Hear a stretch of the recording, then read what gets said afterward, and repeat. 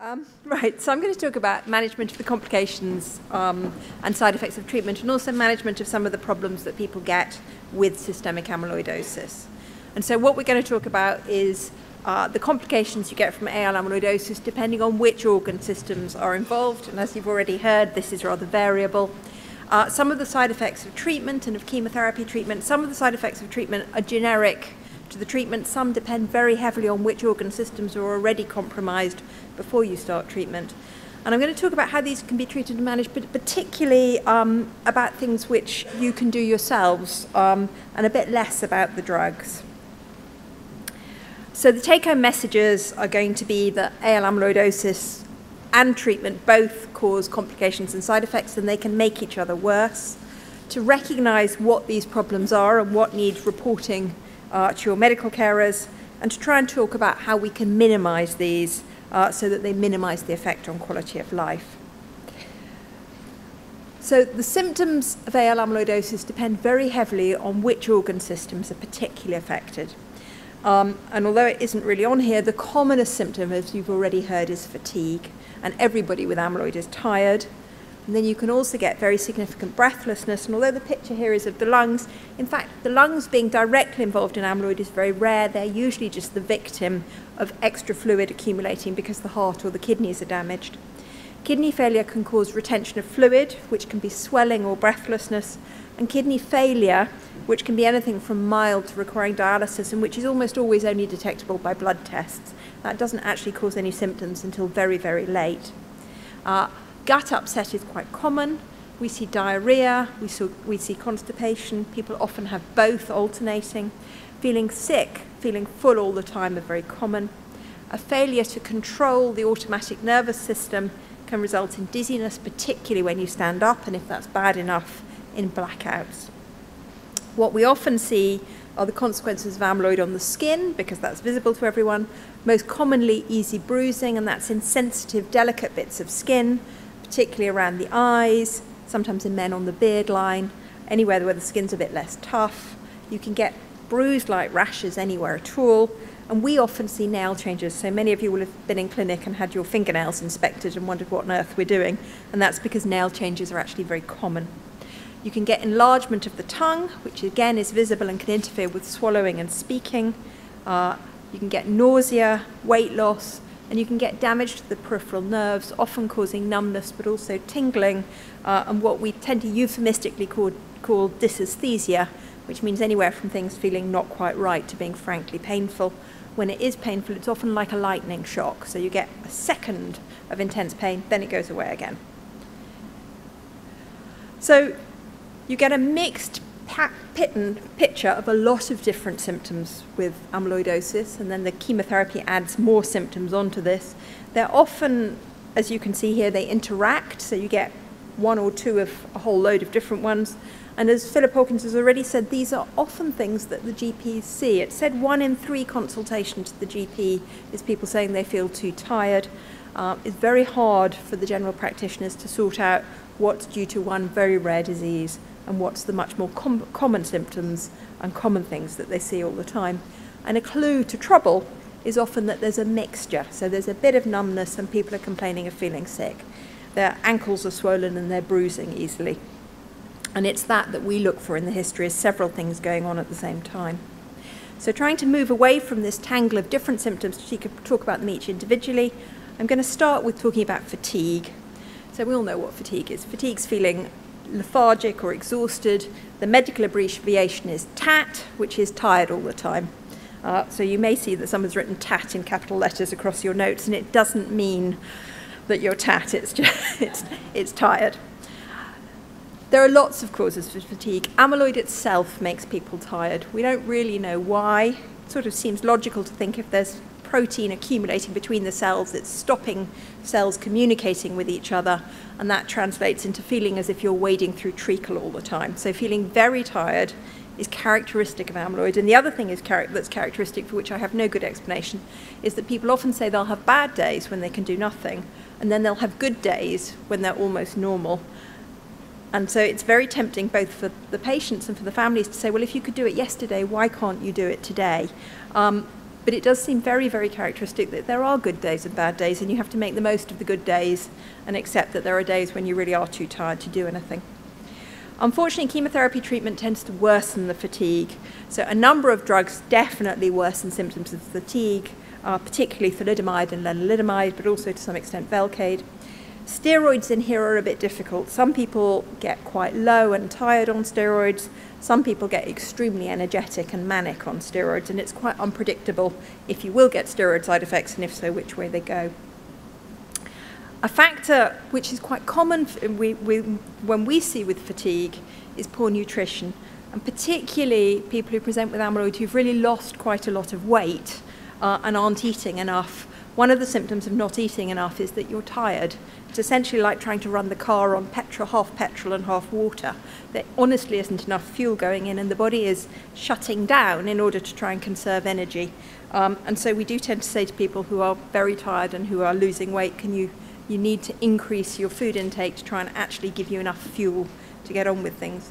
And the final thing that can often contribute to fatigue is pain. So if you've got pain and you're not sleeping, this certainly worsens the fatigue, and better control of pain can help somewhat.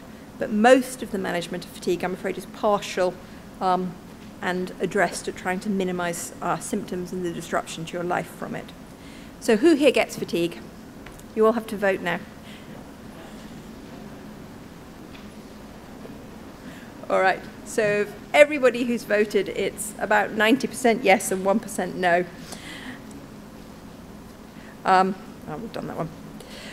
So in terms of help, eating is quite important, and eating regularly. And people often struggle, if you're tired and you're not hungry and you're feeling sick, to eat normally. And most adults have established a normal eating habit, which is usually 3 meals a day. What often happens when people aren't eating is that they're still going for 3 meals a day and a normal sized plate, and then you fiddle with the food, and then you feel a bit sick, and then you stop eating. And often under these circumstances, switching to much more how you would feed a toddler. So lots and lots of little snacky meals, so that as people get tired and start to feel sick, they've got a bit of something down, and you leave it for a few hours, and then you try again. Gentle exercise does help. You need to keep your muscles going, and muscles will rot away if you don't use them. So doing a bit of something is useful, but not going to the gym. So we try and get people to encourage people to potter. And also recognition that you have a limited amount of energy, and that you need to spend that energy doing things that makes life worthwhile. The whole of people's life doesn't focus around their illness and their treatment. You need to keep the energy that you've got for doing something that makes the whole thing worthwhile for you, whatever that is, which means being fairly clear about what you're delegating. For most people, washing up or vacuuming is not a necessary part of their life, and somebody else can do it for you. And often people find friends and family are desperate to help, and actually being asked to do something constructive they're very grateful for, because then they can contribute. So being pretty clear about what you don't want to do that somebody else can do for you is good for your energy levels, or at least good for preserving your energy, and quite good for making people who want to help feel that they're contributing. Next thing I'm going to talk about is autonomic neuropathy. So the autonomic nerves should in fact be called the automatic nerves, and they're the nerves that control processes you're not aware of. It's nerves that tell, it's this system that tells the heart whether it should be beating faster or slower. It's this system that tells your blood vessels to tighten up so that you can stand up without having no blood pressure and falling over immediately. It's this system that controls sexual function, controls the bowels, controls whether you can empty the bladder or not. So when you're well, you're not aware of it. If they don't work, it's devastating. For men, often the earliest symptom is poor erections or erectile failure. You can also, though, present with sweating after eating, diarrhea after eating, feeling very giddy when you stand up, occasionally frankly blacking out, and very, very uncomfortable disturbances of the bowel, anywhere from feeling that when you eat everything just sits in your stomach and never moves on, to devastating diarrhea or appalling constipation. And these can be affecting only one part of the system, or a lot of the system can be affected at the same time. So the sort of symptoms we're interested in are low blood pressure, that's feeling giddy when you stand up, just before you faint often your vision goes black or white, you can't hear, feeling of impending doom, and then collapsing. It's generally best not to collapse because you can bang your head. And management of low blood pressure is sitting down and preferably lying down as soon as you get aware of the symptoms. For some people, these symptoms come on with exercise. So you can faint, and as I've said, you can have upset in the bowels. Who in this room has symptoms of autonomic neuropathy? Okay, so probably somewhere between half and a third. These are tricky to manage, and you get medication to try and help. So there are things that we can start. There are drugs that are useful for both diarrhea and for constipation. For people who alternate, that can be very difficult, and we tend to try and switch to rather short-acting drugs so that you can stop diarrhea without becoming constipated for the next week, or you can control constipation without giving you appalling diarrhea.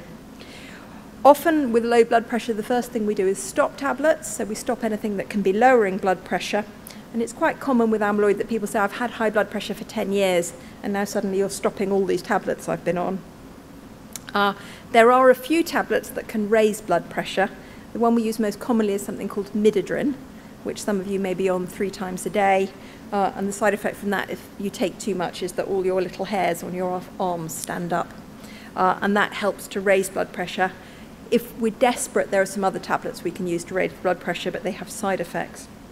And there's quite a lot. I'm not sure, actually, myself, the complementary therapy does very much here, but there are things that you can do, and particularly for people who have problems with their blood pressure when they stand up, we have an information sheet that we can give you that's in the centre. But things to be aware of is that if you have problems with giddiness when you stand up, it's always worse first thing in the morning.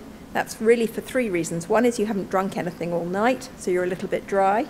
2 is that you've been lying down, so the whole system is switched off. And 3 is that usually people are pretty warm, so there's a lot of blood that's gone to the skin, and it's not in the centre where it helps to maintain blood pressure. And so for people who tend to faint, we say getting up should be a 3-stage process. You sit up in bed, somebody brings you a cup of tea, you sit on the edge of the bed with your feet hanging down whilst you drink your cup of tea, and then you get up, and that actually gives the system time to wake itself up a bit. We like people eating small regular meals with this because a big meal gives what everybody recognises dumping syndrome, which is what you get after Christmas dinner, which is that feeling that you feel really sick and you've eaten too much and you really don't want to stand up. And if you've got autonomic neuropathy, you get that after even really quite moderate-sized meals. And there are, again, for people who tend to get low blood pressure, there are some exercises you can be taught to do, sort of stamping or shifting your legs when you're standing up, which helps to maintain the blood pressure.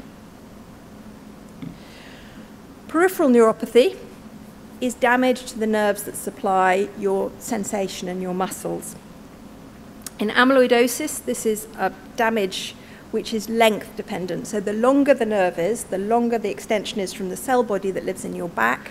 It's like an army with supply lines. The more vulnerable the nerves are to being damaged by amyloid.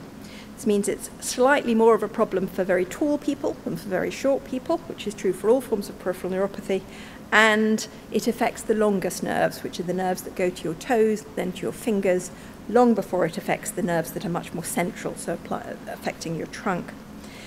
It can present with numbness or with a failure to detect temperature, so that you know that the bath water doesn't feel terribly hot on your fingers or toes, but does more centrally. It can be tingling, which can be very unpleasant, and it can be pain, and when it's pain, it's like a lightning. So you get very quick pain, and then it goes again, and then it comes back again. It's really the only major source of pain that we see in amyloid, which is otherwise a pretty painless disease. Unfortunately, chemotherapy can worsen this because some of the newer generation of drugs which are particularly effective, thalidomide and Velcade, can worsen neuropathy. And if you get neuropathy, that may be a reason for having to change treatment. These drug-associated neuropathies are reversible if they're stopped early, but irreversible if they're not stopped early. So it's really important that you tell your hematologist if you're getting worsening numbness or tingling, because it might trigger a drug change. There's no single standard treatment. There's no treatment that makes damaged nerves grow back. And so most of the symptom treatment here is around symptom control. So who here gets peripheral neuropathy? Okay, again, about a third of you. Let's skip that. So there are some drugs which can help with this, and the drugs that are used either come from old-fashioned antidepressant medicines or old-fashioned anti-epileptic medicines, and that's because they interfere with nerve function and they can slow down or reduce the rate at which painful signals are transmitted back up from the nerves to the brain. Amitriptyline was initially used to treat depression. It's now not used to treat depression that much. It's often quite useful, but we use it cautiously because amitriptyline can lower your blood pressure and can worsen symptoms of autonomic neuropathy. And so if anyone is started on amitriptyline, they tend to be put on a pretty small dose, and you're asked to take it last thing at night, so that if it's dropping your blood pressure, you're in bed and not noticing it. Gabapentin is another drug that was initially used for the treatment of epilepsy and is now really used for nerve pain, and which inhibits GABA, which is one of the major nerve transmitters about pain. For peripheral neuropathy, for some people, acupuncture can be very helpful because acupuncture can actually interrupt with pain signals going back up. And so can TENS, which is electric signals on your back. And if you have particularly pain in the lower part of the body, so in the feet, TENS can sometimes break the chain of pain signals going back up. For some people, just giving a real stimulus helps. So some people who have generally unpleasant tingling feelings find that if they rub it or massage it, that feels better because you're actually giving a proper signal, and that masks out the damage from the nerve damage. Sometimes that's just rubbing. Sometimes we actually provide creams that have got a little bit of chili powder in, and that provides a bit of a tingle, and that can actually help the nerves to differentiate from real sensation and damage-generated sensation. If you have numbness, particularly in the feet, you need to monitor your feet. So this is exactly what's said to people with diabetes. You may not notice if you've got a little cut or blister, and they could get infected. So we're very keen on foot care, which may mean visiting a chiropodist and having a quick look every night to make sure you haven't got any little cuts that might get infected. Fluid overload is one of the most common symptoms that we see. So the body in amyloid can accumulate fluids. You can accumulate fluid because the kidneys are damaged, and then they're not so good at clearing extra fluid.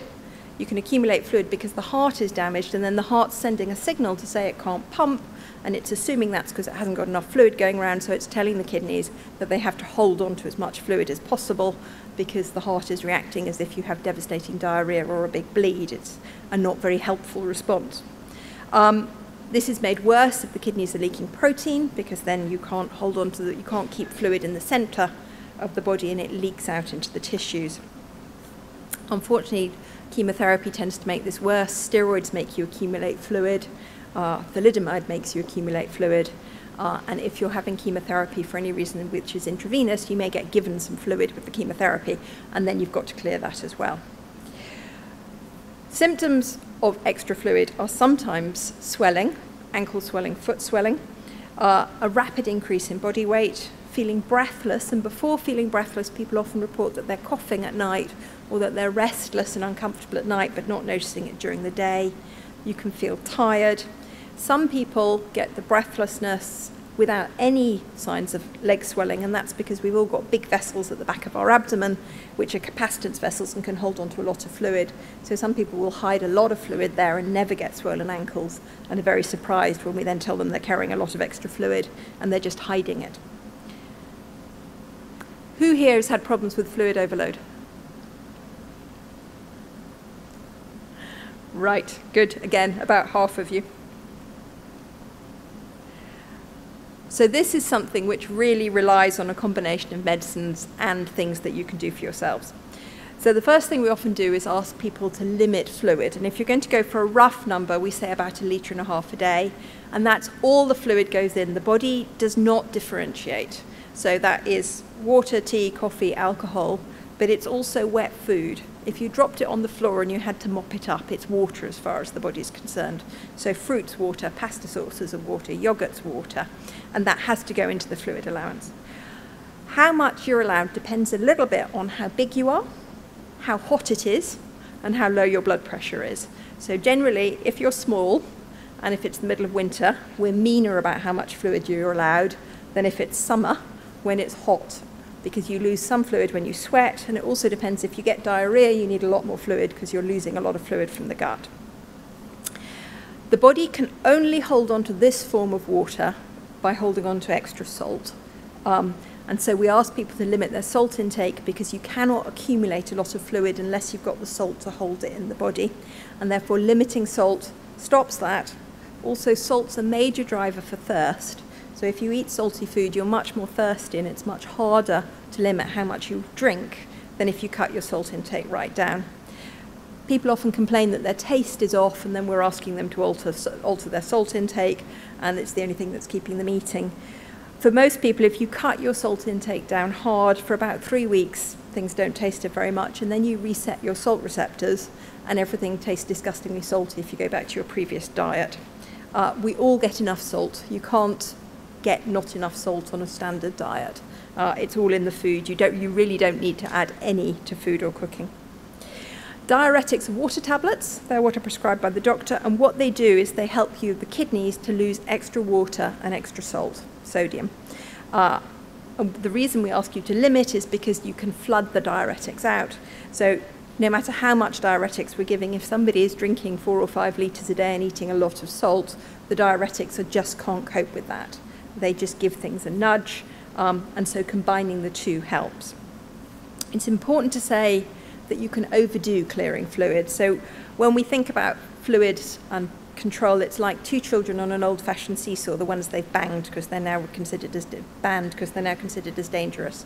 And what we want is a balance between having not too much fluid on board and not too little fluid on board.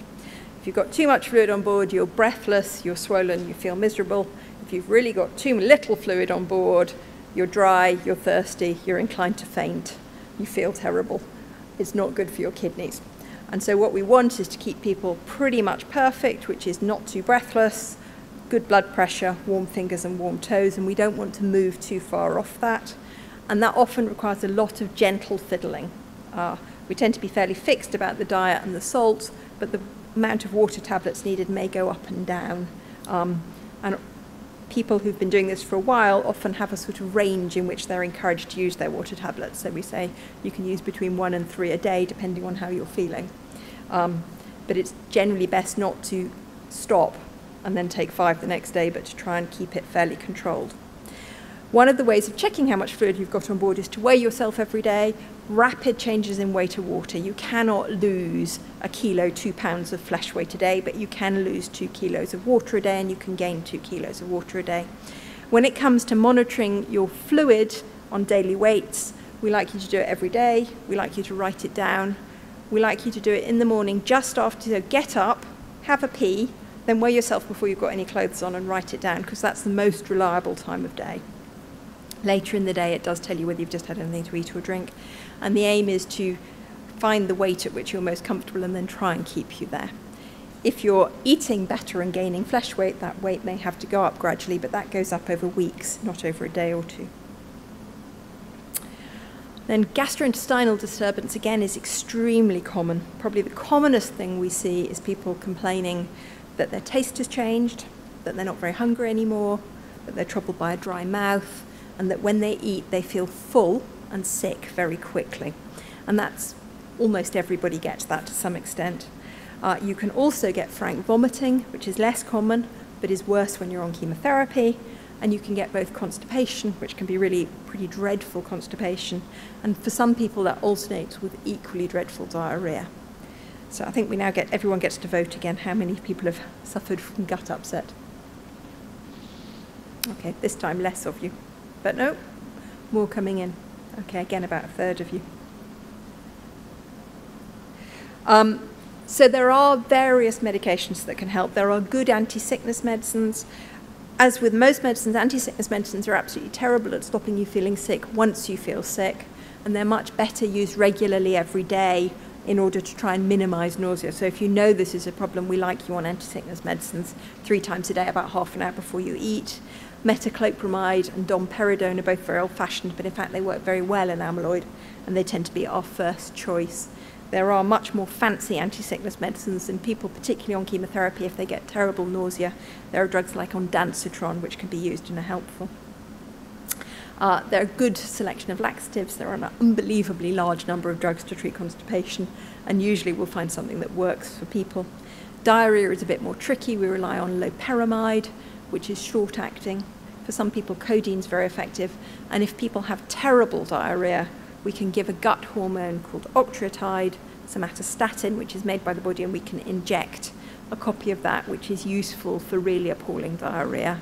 And few people with very bad diarrhea are put on that to try and control it. Things that can upset the gut are too much alcohol, although I would stress that a little bit of alcohol is good for most people's morale, and there is no reason in amyloid not to have a little bit of alcohol if you need some. Keeping reasonably hydrated, particularly if you're constipated, you may need to drink enough to keep the bowels moving. And if we're limiting fluid, we may suggest that you take something that helps to keep the stool soft. That's fiber gel, lactulose are all stool softeners. And for some people, spicy food's a problem. I would say for some people whose taste has really gone off, spicy food is the only thing that keeps them eating. So it does depend a bit. If your taste changes because you've got amyloid in your taste buds, we often encourage people to experiment a bit and see whether things that they would regard themselves as having not liked before, actually now that the taste buds are a bit altered, is enough to keep them eating a bit. So I wouldn't ban spicy food for people who find that it actually makes the food more palatable. It's always worth reporting this. There are drugs that can help with it. Upset bowels do on the whole work better if they've got some food going through them because they need something to squeeze down on in order to function. So stopping eating is a really bad way of handling gut upset. And again, gentle exercise, particularly with constipation, is helpful. If you can keep your body moving, apparently that helps keep your bowel moving too, and people will often report that. And finally, infection is an issue when you're on chemotherapy. So chemotherapy reduces the white cell count, reduces the body's defences to infection. We're always very keen that people are aware of infection and report it early because you are more likely to need antibiotics, and this always needs to get reported to your chemotherapy nurses. So we worry about a raised temperature. If you take it at home, above 38 is abnormal. Feeling generally unwell. Often when your temperature is going up, you feel cold and shivery. When the temperature is going down, you feel hot and sweaty. So we worry about anybody who reports that they're alternating between feeling shivery and sweaty. If you get a rash with infection, we're really worried about you. You'll always get asked about localizing symptoms. So we want to know if you have got an infection, where it's coming from. We worry about the chest, so that's cough, snot. We worry about the urinary tract infection. That usually causes burning, discomfort, needing to go more often, and sometimes offensive smelling urine, and gut with diarrhea. So you'll always get asked, do you have anything to suggest where the infection's coming from? And these always, when you're on chemotherapy, need to be taken seriously, and that usually means a trip to hospital to have your white cell count checked to make sure it's high enough to handle infection, to take cultures and to decide whether you need antibiotics. And as everybody who's been on chemotherapy knows, the nurses will be very, very firm with you about saying any infection, let us know immediately. So what I've tried to cover in this talk is some of the complications of AL amyloidosis, how those can be present and managed, how they interact with some of the side effects we get from treatment, and some of the steps about managing it, particularly lifestyle changes, as well, which can be combined with drug therapies. So the take-home messages are that complications and side effects of AL amyloidosis and treatment are almost universal. They're worth reporting to your medical staff because we can often make some suggestions or start some drugs to try and help control the symptoms. Generally, prevention is better than trying to stop them once they start. So we are very interested in early symptoms to try and head them off. Finally, there are a number of resources available from Myeloma UK. So there are help sheets on a number of these, and we've also got some help sheets, particularly on postural hypertension at the Amyloid Centre. And I'm going to stop and ask for questions. Thank you.